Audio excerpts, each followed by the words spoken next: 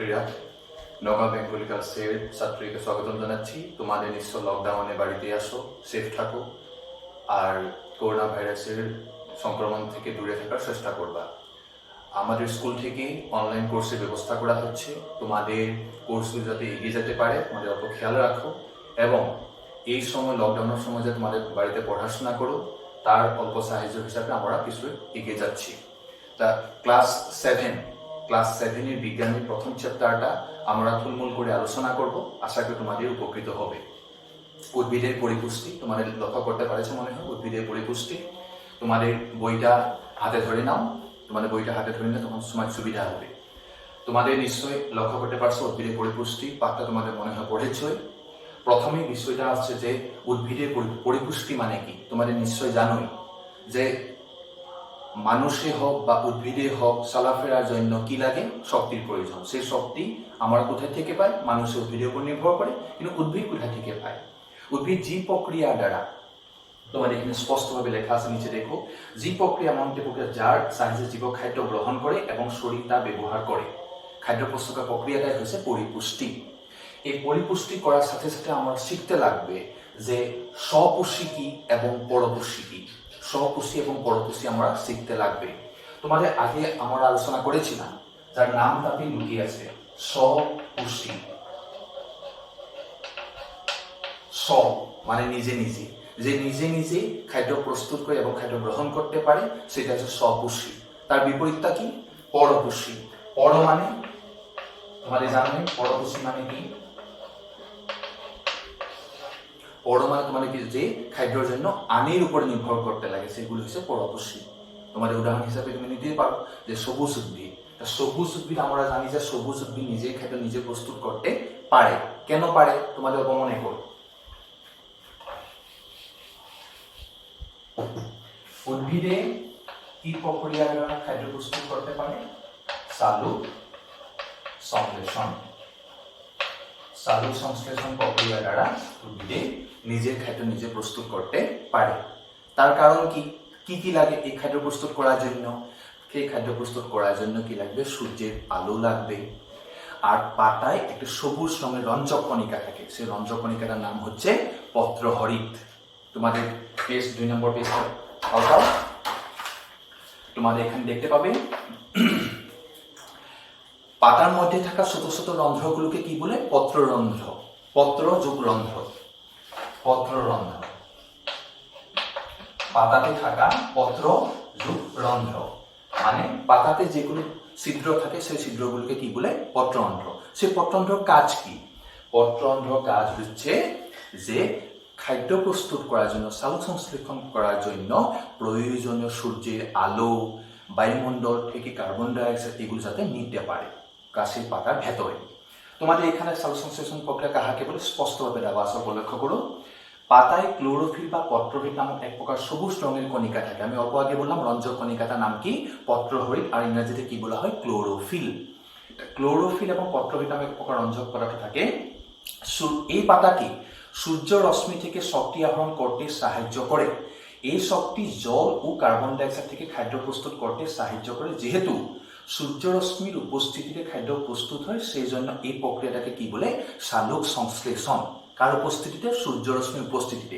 একটি সুন্দর একটি বিক্রিয়া দেওয়া আছে, বিক্রিয়াটা দেখার সাথে তোমাদের মনে পড়ে যাবে কি আছে বিক্রিয়াটা, লক্ষ্য করো।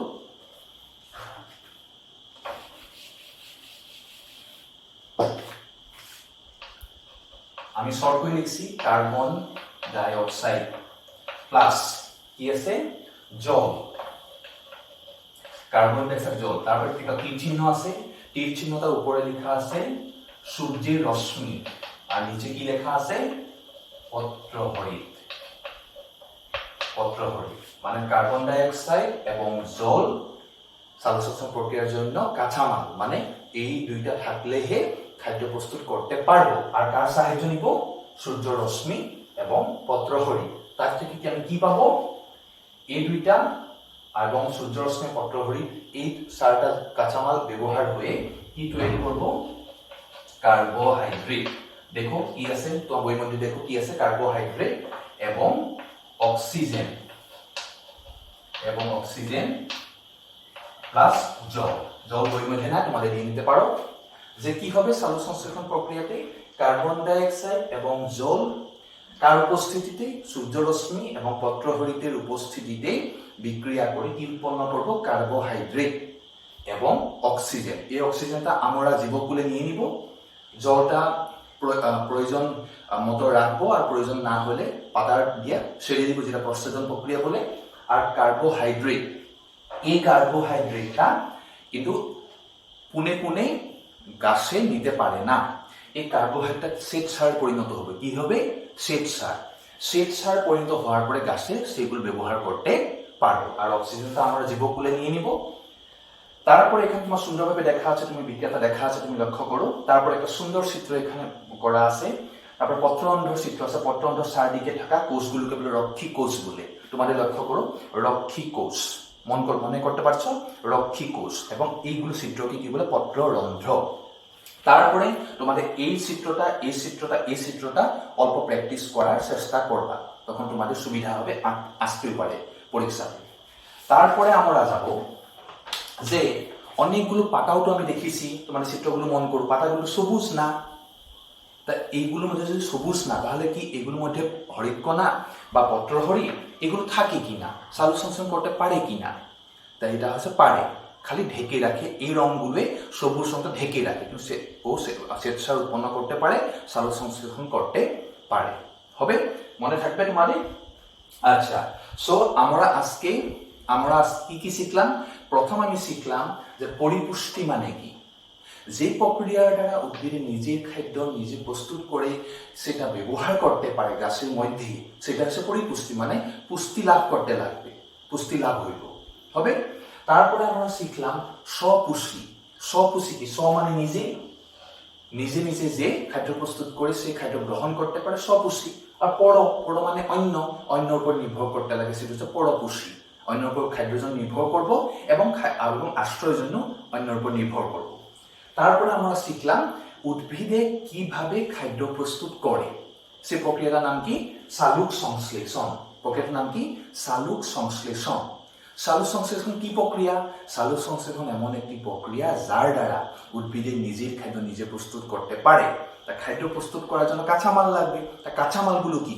কাঁচামালগুলো হচ্ছে কার্বন ডাই অক্সাইড লাগবে, জল লাগবে, সূর্যের রশ্মি লাগবে এবং পত্রহরিৎ লাগবে। পত্রহরিৎ হচ্ছে সবুজ রংটা যে পাতায় থাকে, সেগুলো পাওয়াই যাবে। সূর্য রশ্মি আমি সূর্য আলো থেকে পাবোই। কার্বন ডাই অক্সাইড বায়ুমণ্ডল থেকে গাছে শোষণ করে নিয়ে নিব। আর জল শিকড়ে যে জল শোষণ করে পাতায় নিয়ে যাব, সেই জলগুলো ব্যবহার করব। তারপরে বিক্রিয়া হয়ে কি উৎপন্ন করে? কার্বোহাইড্রেট। তার সাথে উৎপন্ন করে অক্সিজেন। অক্সিজেনটা জীবকুলে নিয়ে নেই, আর কার্বোহাইড্রেটটা শ্বেতসারে পরিণত করে উদ্ভিদে নিজেই সে খাদ্য হিসাবে গ্রহণ করে। হয়েছে? আর জল উৎপন্ন করে, যে অতিরিক্ত জল উৎপন্ন করে সেগুলো পাতা দিয়ে বের করে দিই, আর যেগুলো লাগে পাতার মধ্যে থাকে। ঠিক আছে? তারপরে আমরা শিখলাম যে অনেক ধরনের কালারফুল পাতাও আছে। অনেকগুলো পাতা, যেমন পাতবাহার, তোমাদের এইগুলো দেখছো না, এরকম পাতা দেখছো, পাতবাহার বলা হয়, অসমীতে পাতবাহার বলা হয়। এগুলো পাতার রঙটা কিন্তু সবুজ নয়, এগুলো বোঝা যায় যে এখানে সবুজ রঙটা ঢেকে আছে, কিন্তু ওরাও সালোক সংশ্লেষণ করতে পারে। আশা করি তোমাদের এই বিষয়টা হৃদয়ঙ্গম করতে পারছ। তোমাদের নেক্সট ভিডিওতে আমার নেক্সট পার্টটা আলোচনা করব। এখানে তোমাদের হোমওয়ার্ক হচ্ছে 3টা। প্রথম হোমওয়ার্ক, সালোক সংশ্লেষণ কাহাকে বলে, তোমাদের লিখে সুন্দরভাবে ফটো মানে আমাকে সেন্ড করবে। 2 নম্বর প্রশ্ন, স্বপুষি পরপুষি মানে কি, উদাহরণ দাও। 3 নম্বর প্রশ্ন, পত্ররন্ধ্র মানে কি। আর 4 নম্বর একটা গুরুত্বপূর্ণ প্রশ্ন, সালোক সংশ্লেষণ বিক্রিয়াটা সুন্দরভাবে বুঝাই লেখো, সাথে চিত্র। কিসের চিত্র? সালোক সংশ্লেষণ প্রক্রিয়াটা 3টা চিত্র ছিল। একটা পত্ররন্ধ্র চিত্র ছিল, একটা রক্ষী কোষের চিত্র ছিল, একটা হচ্ছে সূর্য আলোটা গাছাতে পড়া সেই চিত্রটা। এই চিত্রটা অঙ্কন করে দেখাও। 4টা প্রশ্ন মনে থাকবে। ওকে, থ্যাংক ইউ চিলড্রেন।